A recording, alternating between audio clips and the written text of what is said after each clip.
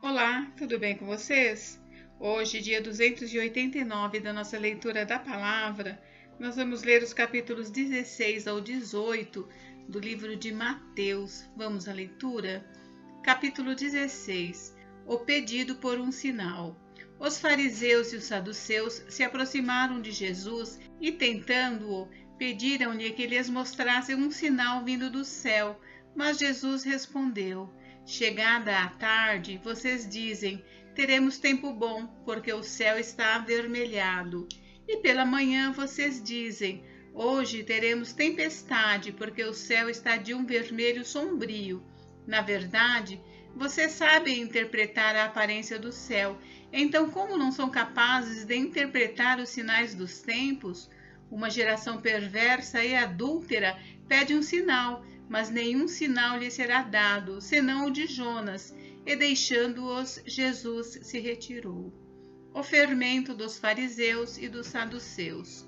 Ora, tendo os discípulos passado para outra margem do lago, esqueceram-se de levar pão, e Jesus lhes disse: Fiquem atentos e tenham cuidado com o fermento dos fariseus e dos saduceus. Eles, porém, começaram a discutir entre si, dizendo: Ele diz isso porque não trouxemos pão. Jesus percebeu isso e perguntou: Por que estão discutindo entre vocês, homens de pequena fé, sobre o fato de não terem pão? Vocês ainda não percebem, nem se lembram dos 5 pães para 5.000 homens e de quantos cestos vocês recolheram? Nem dos 7 pães para os 4.000 e de quantos cestos vocês recolheram? Como não compreendem que eu não estava falando com vocês a respeito de pães? Tenham cuidado com o fermento dos fariseus e dos saduceus. Então entenderam que Jesus lhes tinha dito que tivessem cuidado não com o fermento usado no pão, mas com a doutrina dos fariseus e dos saduceus. A confissão de Pedro. Indo Jesus para a região da Cesareia de Filipe, perguntou a seus discípulos: Quem os outros dizem que é o Filho do Homem? E eles responderam: Uns dizem que é João Batista, outros dizem que é Elias, e outros dizem que é Jeremias ou um dos profetas. Ao que Jesus perguntou: E vocês, quem dizem que eu sou? Respondendo, Simão Pedro disse: O Senhor é Cristo, o Filho do Deus vivo. Então Jesus lhe afirmou: Bem-aventurado é você, Simão Bar-Jonas, porque não foi carne e sangue que revelaram isso a você, mas meu Pai que está nos céus. Também eu lhe digo que você é Pedro, e sobre esta pedra edificarei a minha igreja, e as portas do inferno não prevalecerão contra ela. Eu lhe darei as chaves do reino dos céus. O que você ligar na terra terá sido ligado nos céus, e o que você desligar na terra terá sido desligado nos céus. Então Jesus ordenou aos discípulos que não dissessem a ninguém que ele era o Cristo. Jesus prediz a sua morte e ressurreição.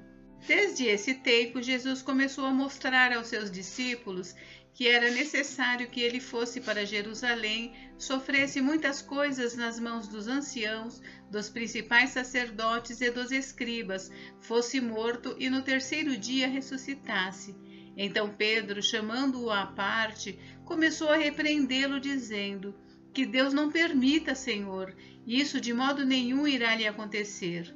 Mas Jesus, voltando-se, disse a Pedro: Saia da minha frente, Satanás. Você é para mim uma pedra de tropeço, porque não leva em consideração as coisas de Deus, e sim a dos homens. Tome a sua cruz. Então Jesus disse aos seus discípulos: Se alguém quer vir após mim, negue a si mesmo, tome a sua cruz e siga-me. Pois quem quiser salvar a sua vida, a perderá, e quem perder a vida por minha causa, esse a achará. De que adiantará uma pessoa ganhar o mundo inteiro e perder a sua alma? Ou que dará uma pessoa em troca de sua alma? Porque o Filho do Homem há de vir na glória de seu Pai com os seus anjos, e então retribuirá a cada um conforme as suas obras. Em verdade, lhes digo que dos que aqui se encontram, existem alguns que não passarão pela morte até que vejam o Filho do Homem vir no seu reino. Capítulo 17. A transfiguração de Jesus.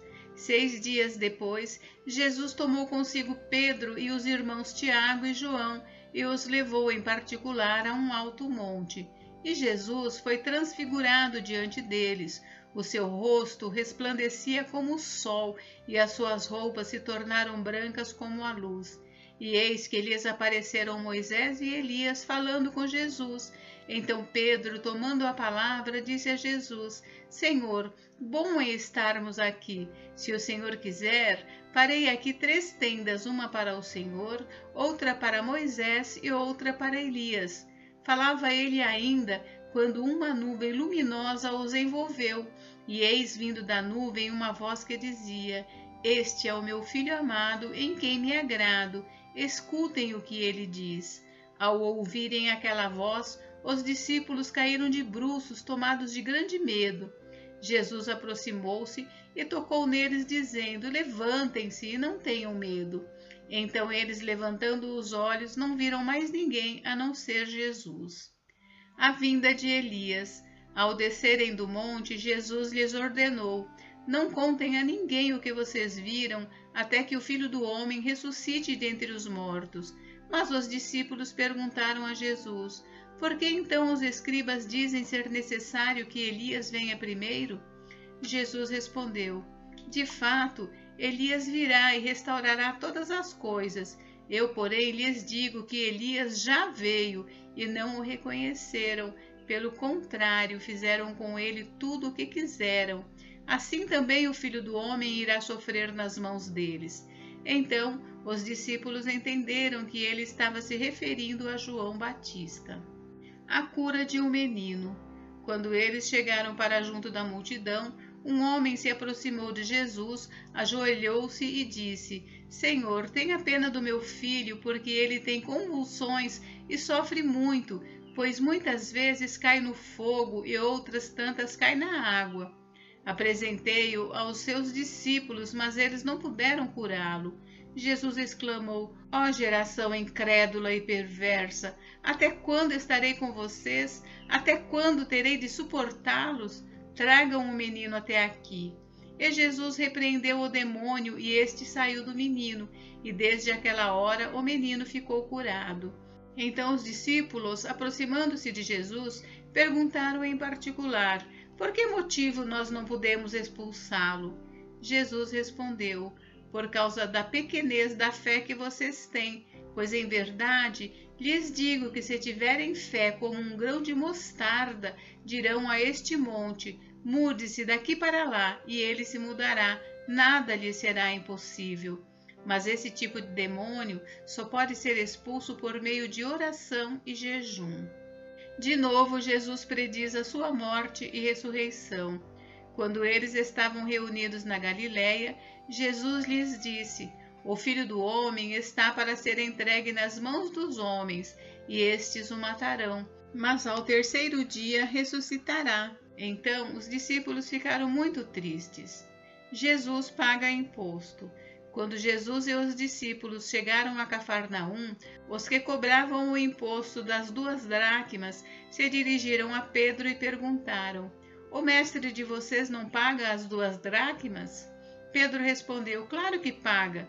Quando Pedro estava entrando em casa, Jesus se adiantou dizendo: Simão, o que você acha? De quem os reis da terra cobram impostos ou tributo? Dos seus filhos ou dos estranhos? Quando Pedro respondeu: Dos estranhos, Jesus lhe disse: Logo, os filhos estão isentos. Mas, para que não os escandalizemos, vá ao mar, jogue o anzol e puxe o primeiro peixe que fisgar. Ao abrir a boca do peixe, você encontrará uma moeda. Pegue essa moeda e entregue aos cobradores para pagar o meu imposto e o seu. Capítulo 18. O maior no reino dos céus. Naquela hora, os discípulos se aproximaram de Jesus e perguntaram: Quem é o maior no reino dos céus? E Jesus, chamando uma criança, colocou-a no meio deles e disse: Em verdade lhes digo, se vocês não se converterem e não se tornarem como crianças, de maneira nenhuma entrarão no reino dos céus. Portanto, aquele que se humilhar como esta criança, esse é o maior no reino dos céus. E quem receber uma criança tal como esta, em meu nome, é a mim que recebe. Os tropeços. E se alguém fizer tropeçar um destes pequeninos que creem em mim, seria melhor para esse que uma grande pedra de moinho fosse pendurada ao seu pescoço e fosse afogado na profundeza do mar. Ai do mundo por causa das pedras de tropeço, porque é inevitável que elas existam, mas ai de quem é responsável por elas. Se a sua mão ou seu pé leva você a tropeçar, corte-o, pois é melhor você entrar na vida manco ou aleijado do que, tendo 2 mãos ou 2 pés, ser lançado no fogo do inferno. E se um dos seus olhos leva você a tropeçar, arranque-o e jogue fora, pois é melhor você entrar na vida com um só dos seus olhos do que, tendo os 2, ser lançado no inferno de fogo. A ovelha desgarrada. Fiquem atentos para não desprezarem nenhum desses pequeninos, porque eu afirmo a vocês que os anjos deles, lá nos céus, veem incessantemente a face de meu Pai Celeste, porque o Filho do Homem veio salvar o que estava perdido. O que vocês acham? Se um homem tiver 100 ovelhas e uma delas se desgarrar, não deixará ele nos montes as 99, indo procurar a que se desgarrou? E se consegue encontrá-la, em verdade lhes digo que ficará mais alegre por causa desta do que pelas 99 que não se desgarraram. Assim, não é da vontade do Pai de vocês que está nos céus que se perca um só desses pequeninos. Como tratar um irmão que peca? Se o seu irmão pecar contra você, vai e repreenda-o em particular. Se ele ouvir, você ganhou o seu irmão. Mas, se não ouvir, leve ainda com você 1 ou 2 pessoas, para que pelo depoimento de 2 ou 3 testemunhas toda a questão seja decidida. E se ele se recusar a ouvir essas pessoas, exponha o assunto à igreja. E se ele se recusar a ouvir também a igreja, considere-o como gentio e publicano. Em verdade, lhes digo que tudo que ligarem na terra terá sido ligado nos céus, e tudo que desligarem na terra terá sido desligado nos céus. Em verdade, também lhes digo que se 2 de vocês sobre a terra concordarem a respeito de qualquer coisa que vierem a pedir, isso lhes será concedido por meu Pai que está nos céus, porque onde estiverem 2 ou 3 reunidos em meu nome, ali estou no meio deles. A parábola do servo que não queria perdoar. Então Pedro, aproximando-se, perguntou a Jesus: Senhor, até quantas vezes meu irmão pecará contra mim que eu lhe perdoe? Até 7 vezes? Jesus respondeu: Não digo a você que perdoe até 7 vezes, mas até 70 vezes 7. Por isso, o reino dos céus é semelhante a um rei que resolveu ajustar contas com os seus servos. E passando a fazê-lo, trouxeram-lhe um que lhe devia 10.000 talentos. Não tendo ele, porém, com que pagar, o senhor desse servo ordenou que fossem vendidos ele, a mulher, os filhos e tudo que possuía, e que assim a dívida fosse paga. Então o servo, caindo aos pés dele, implorava: Tenha paciência comigo, e pagarei tudo ao senhor. E o senhor daquele servo, compadecendo-se, mandou-o embora e perdoou-lhe a dívida. Saindo, porém, aquele servo, encontrou um dos seus conservos que lhe devia 100 denários. Agarrando-o, começou a sufocá-lo, dizendo: Pague-me o que você me deve. Então, o seu conservo, caindo aos pés dele, pedia: Tenha paciência comigo e pagarei tudo a você. Ele, porém, não quis. Pelo contrário, foi e o lançou na prisão até que saldasse a dívida. Vendo seus companheiros o que havia acontecido, ficaram muito tristes e foram relatar ao seu senhor tudo o que havia acontecido. Então o senhor, chamando aquele servo, lhe disse: Servo malvado, eu lhe perdoei aquela dívida toda porque você me implorou. Será que você também não devia ter compaixão de seu conservo, assim como eu tive compaixão de você? Indignando-se, o Senhor entregou aquele servo aos carrascos até que lhe pagasse toda a dívida. Assim também o meu Pai que está no céu fará com vocês, se do íntimo não perdoarem cada um a seu irmão. Gente, encerramos por hoje, mas amanhã tem mais. Fiquem com Deus. Deus abençoe vocês. Até amanhã.